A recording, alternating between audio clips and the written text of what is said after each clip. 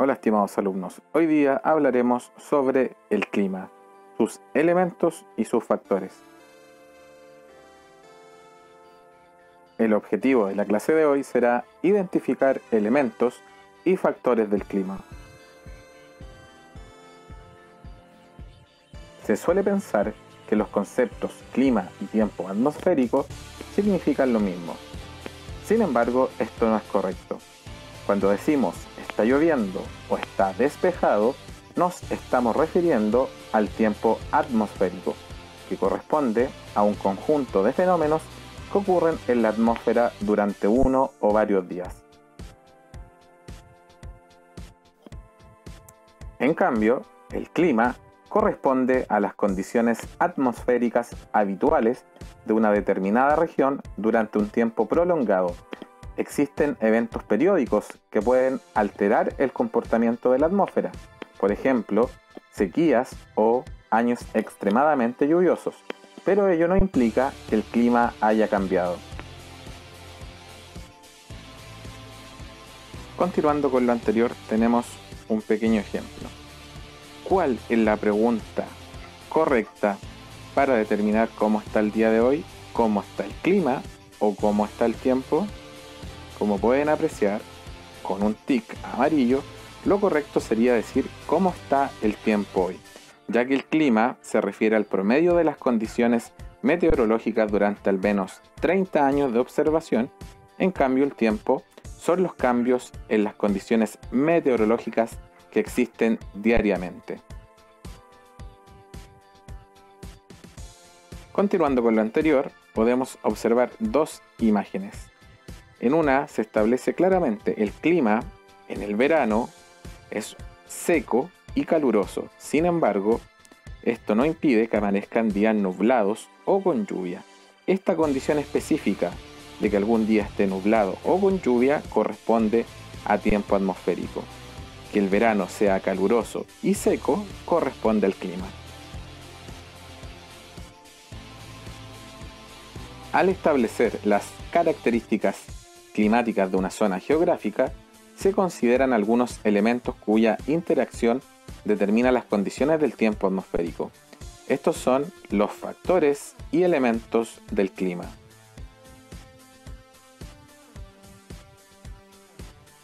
Comenzaremos hablando por los factores del clima, que son condiciones geográficas que determinan el clima de una región al influir en la interacción de los elementos del clima. El primero es la altitud. A mayor altura, menor temperatura. La expansión y el posterior enfriamiento del aire al ascender y encontrarse con presiones cada vez menores hacen disminuir su temperatura.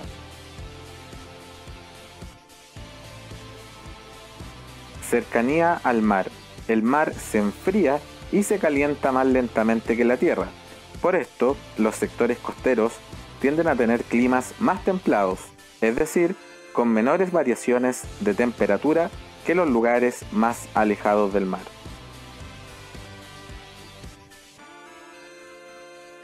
Las corrientes oceánicas corresponden a la circulación de grandes masas de agua en los océanos, producida principalmente por la radiación solar, la rotación de la Tierra y los vientos.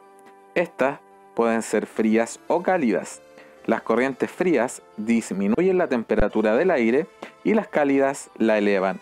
De esta manera alteran las condiciones atmosféricas.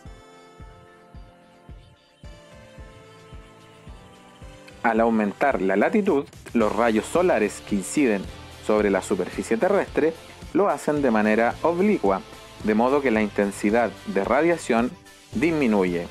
De esta manera, los polos reciben una menor cantidad de radiación proveniente del Sol en comparación con el ecuador, donde los rayos solares llegan directamente. Los factores que determinan este fenómeno son la forma esférica de la Tierra y la inclinación de su eje de rotación. Los cambios en el relieve continental determinan zonas con diferentes condiciones de iluminación y ventilación, lo que produce, por ejemplo, cambios en la circulación del aire y presencia de precipitaciones. Este factor ha sido muy importante para la actividad agrícola en Chile, pues la presencia de la cordillera de los Andes provee de precipitaciones, favoreciendo la existencia de valles de cultivo.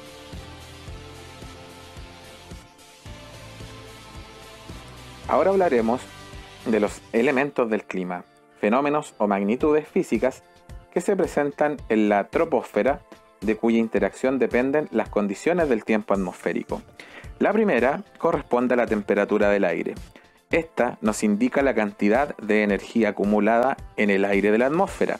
Depende de factores como la altura, la estación del año, los vientos y la presencia de grandes masas de agua. Para regiones extensas de nuestro planeta se emplea el concepto de temperatura media. Esta depende principalmente de la radiación solar. Debido a su forma esférica, la Tierra recibe los rayos del Sol de forma irregular, con intensidad mayor en el ecuador y menor en los polos.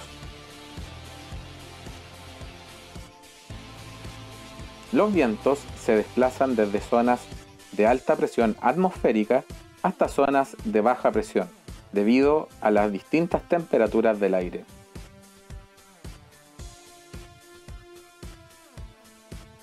Las precipitaciones pueden ser lluvia, granizo o nieve. Varían con la latitud. Las zonas ecuatoriales registran más lluvias que las zonas templadas, y la altitud. En zonas bajas llueve menos que en zonas elevadas.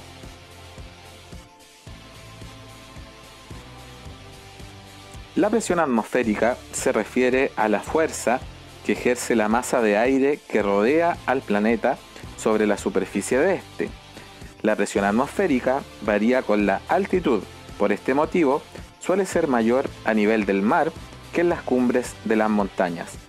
La temperatura también influye en la presión atmosférica. Por ejemplo, cuando el aire se calienta, disminuye su densidad y asciende, produciendo zonas de baja presión, cuyas condiciones meteorológicas son inestables. En cambio, si se enfría, aumenta su densidad y desciende, generándose zonas de alta presión que presentan mayor estabilidad atmosférica.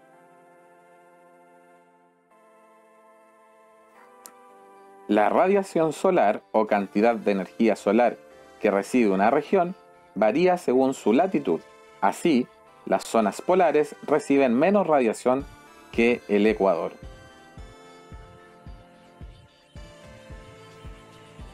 Finalmente tenemos la humedad del aire. Este es la cantidad de vapor de agua que contiene la atmósfera. Depende principalmente de la temperatura, ya que el aire caliente puede retener mayor cantidad de vapor de agua que el frío. Por ese motivo, en las zonas tropicales y ecuatoriales, el aire es caliente y húmedo, mientras que en las zonas frías, el aire es más seco. Finalmente, llegamos a una pregunta. ¿Qué es la oscilación térmica? La oscilación térmica corresponde a la diferencia entre la temperatura más alta y la más baja registrada en un lugar o zona durante un determinado periodo de tiempo. Suele distinguirse entre la oscilación térmica anual y la diaria. Por ejemplo, en este afiche que tenemos acá aparece temperaturas agradables de día y heladas de noche. El desierto principalmente presenta una gran oscilación térmica. En el día hace mucho calor y en la noche hace mucho frío. ¿Cómo podríamos calcular esa oscilación térmica diaria? Tendríamos que calcular la diferencia entre la temperatura máxima y la temperatura mínima. Por ejemplo, si la temperatura máxima es de 22 grados y la mínima de 2 grados, a 22 le restamos 2 y nos da como resultado una oscilación térmica de 20 grados Celsius.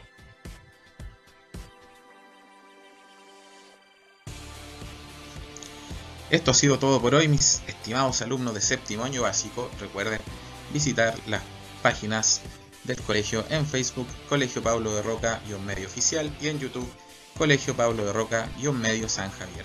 Suscríbanse al canal y denle like a los videos. Nos vemos, que estén muy bien.